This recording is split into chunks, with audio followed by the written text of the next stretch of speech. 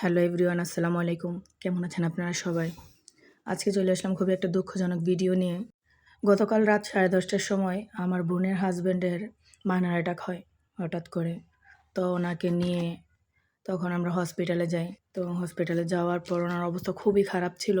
হসপিটালে নেওয়ার পরে ওনাকে তাড়াতাড়ি করে ইমার্জেন্সিতে নিয়ে যাওয়া হয়। ওইখানে নিয়ে তারপরে কিছু ওষুধ লেখা দেয় যে ফার্মেসি থেকে ওষুধগুলো নিয়ে আসতে।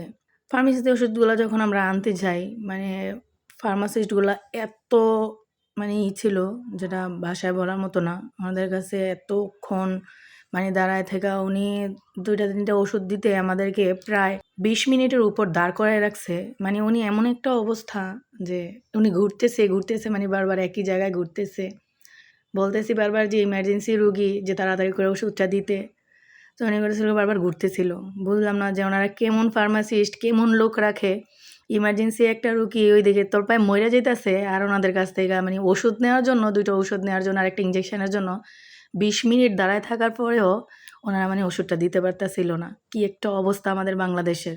ওষুধটা তো লেট করে দিতেছিল, তো সব কিছু পেমেন্ট করতেছিলাম বিকাশে। তো মূলত পেমেন্ট করার পরে সাথে সাথেই হয়ে যায়, মেসেজটা চলে যায়। তো উনি পেমেন্টটা শিওর হয়েছে নাকি এটা দেখার জন্য উনি আমাদেরকে ২ মিনিট দাঁড় করায় রাখছে। ওনারা দেখে মনে হইতেছিল কি উনি মেসেজ দেখতেছে না, মনে হয় ভিডিও দেখতেছে এতক্ষণ সময় নিয়ে। কি যায় নাই দেখলাম তখন যদি একটা রুগী তো ওষুধ লেখা মরে যাবো না।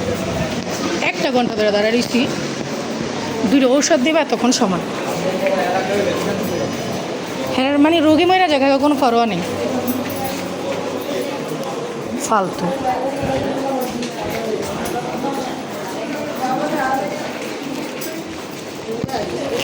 একটা মেসেজ গেছে, এটা গেছে দেখা লেখা 10 মিনিট সময় করতে আসছে, ওয়েস্ট করতে আসছে। তার রুগী এসে ইমার্জেন্সি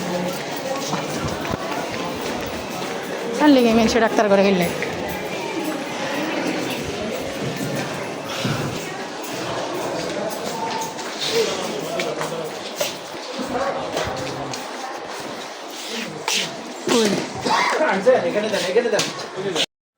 আপনারা সকলে আমার বোনের হাজব্যান্ডের জন্য দোয়া করবেন। ওনার অবস্থা ভালো না, আল্লাহ যাতে ওনার খুব তাড়াতাড়ি সুস্থ করে দেন।